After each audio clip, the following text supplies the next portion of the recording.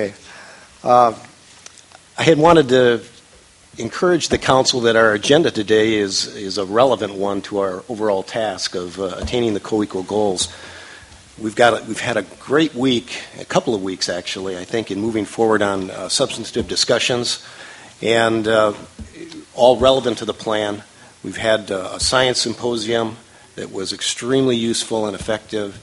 And we have a discussion later in the day from the Army Corps on levees. And of course, levees are critical to the delivery of water supply systems as well as the health and safety of landowners within the Delta. So it should be a very relevant discussion. We have some personnel issues that I'd like to share with the council. Jessica Pearson is now our legislative affairs analyst and policy analyst. And congratulations to Jessica on that. We've also have two CEA positions recently approved for the Deputy Director of Science and the Deputy Director for Planning. My intention will be to go forward and advertise those immediately, and then pending the availability of funding, we'll go ahead and fill those positions. Do you have a clear idea yet on the duties of the positions? I know you have a general idea, but yeah, there's job descriptions worked out, and so that's in place. I don't have those handy though, Phil. Okay. Also, some of the work that we've been doing during the course of the last week since the last council meeting is we've had a lot of discussion on near-term actions, and near-term actions are an interesting point that have been around for a while, but I would have to say that interest in those are building over time, and it's with justification. I think the public is somewhat impatient with a lack of real accomplishment on the ground, and we had a great discussion of 43 action items that were submitted and discussed about a week ago, and we're in support of those and would like to see when you say we're in support, the council has taken no action, I think, on the list of 43. We support the idea of consultation between interested parties and the recommendations, but some people have said that's endorsement, but we haven't endorsed it, have we? No. Okay. Other items that we've been working on is the science plan and adaptive management. I think we had some great discussions over the last week. In fact, more than that, and it's moving forward, and I'm looking forward to a report at the next council meeting that we'll be able to share with you on the science plan.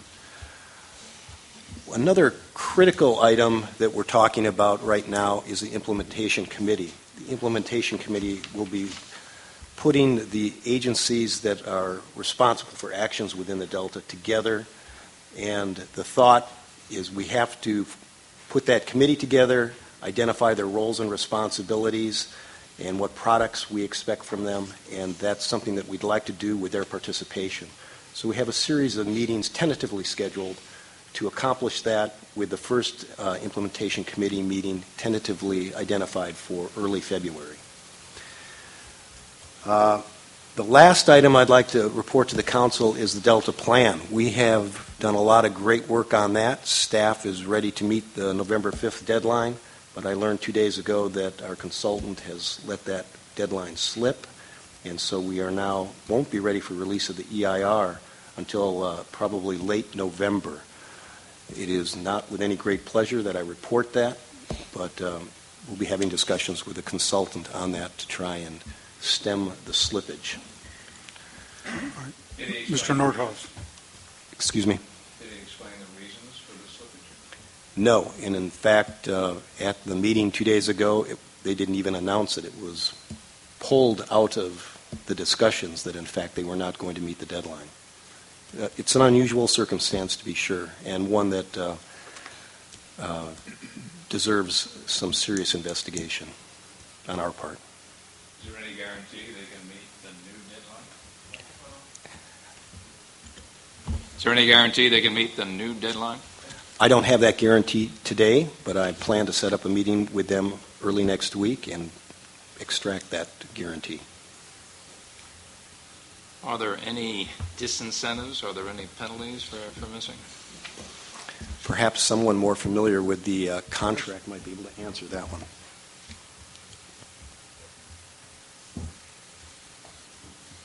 Well, we don't have any specific penalties set out other than... Is it on now? Yeah.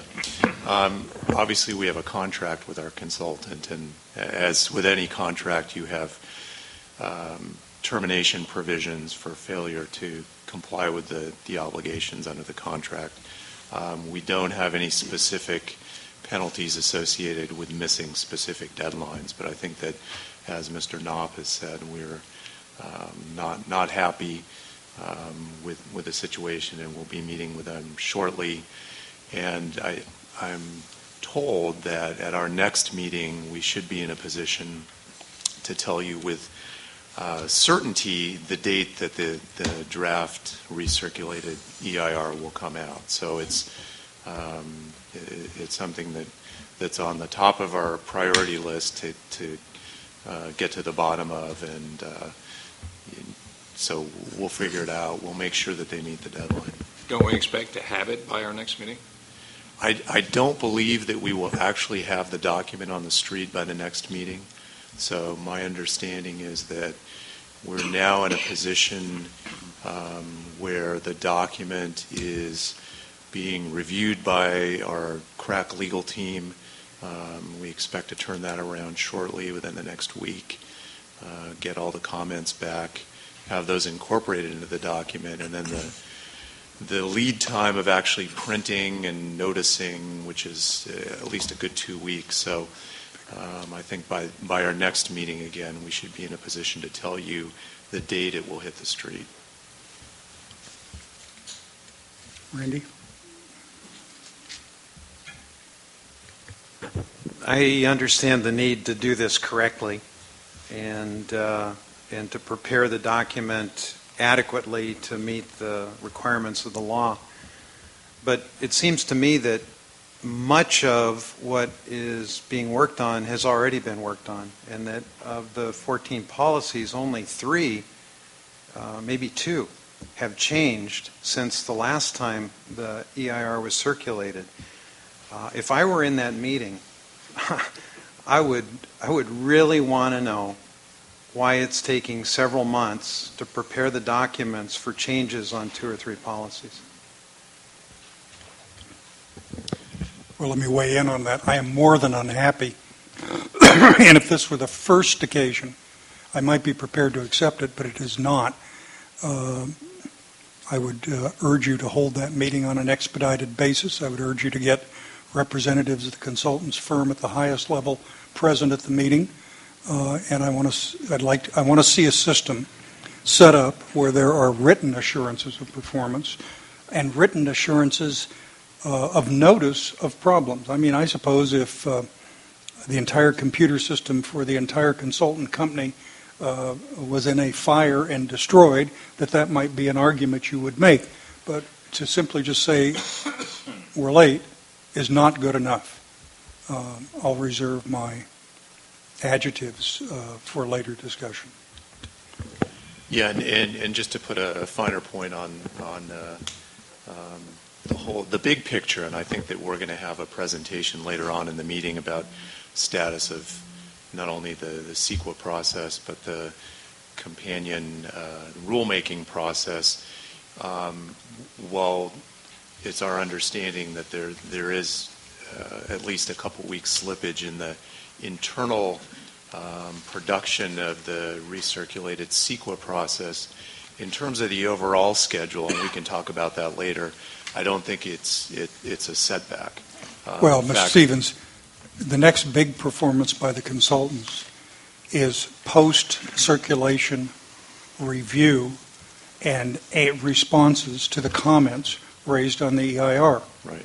I do not wish to see a delay on that response from the schedule we have adopted. Absolutely not. And it's not just retroactive stuff. I'm as interested in their next stage of work being timely as I am dismayed by the fact they are late on this one. As we are, Yeah. yes. If I could, just to translate this into the corporate world, when a corporation makes a promise that something's going to be done by a certain time, and it isn't, and you tell the people surely before it's due that it's not going to happen, they lose confidence in the management, like the management is not in control of what's happening. And if we had a share price out there, it would be a lot lower once this announcement is made than it is now. Okay. All right. We're ready to change subjects? Well, actually, I kind of like this one, but yes, why don't we do that? Well, I wanted to conclude my remarks with a little retrospective on the last 5 weeks for you. The last 5 weeks have been great. I've been left with an extremely positive impression of the staff and the prior organization and direction that has been provided to the staff. I think it's been spot on. At the same time, my objective has been to basically listen, talk to as many externals as is possible, and to that extent, I've probably met with the majority of other directors within state agencies and a lot of other folks as well, and I'll continue doing that. I've been able to be out on the Delta for a day and have another trip scheduled in about a couple of weeks, and those have been extremely helpful in getting a good perspective on the different needs and the conflicts that are inherent in the Delta. I think one of the things that has also struck me is absolutely the need for progress from the council and the staff specifically.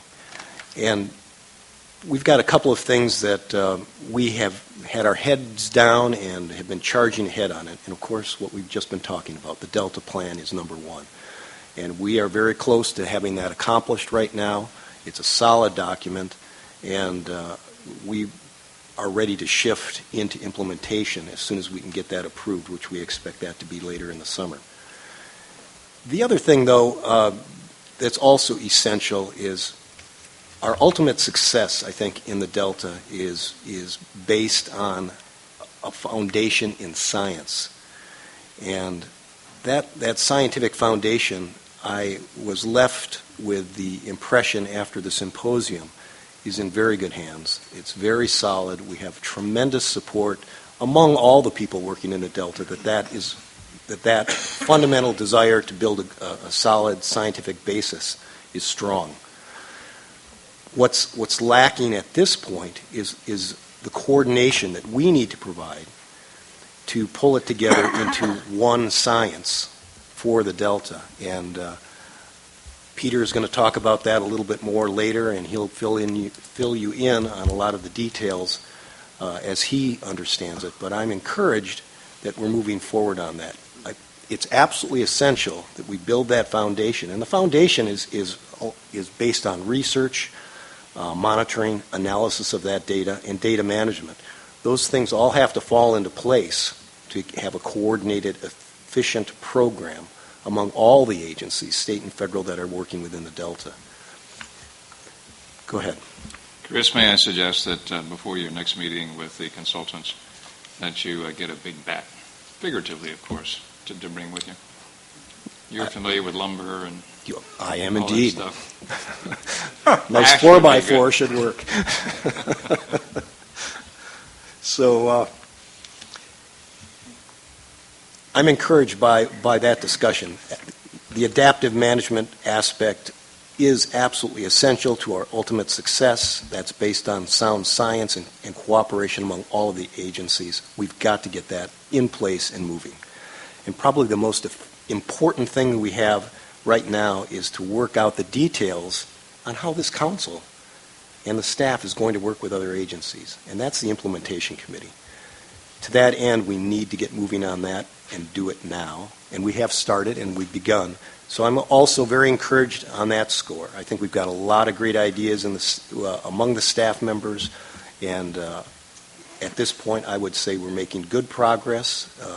But I am going to remain impatient and be pushing on that because I don't think we have time to waste. So with that, I'll conclude my report. Okay, thank you very much. Let's see, there are legislative and legal updates.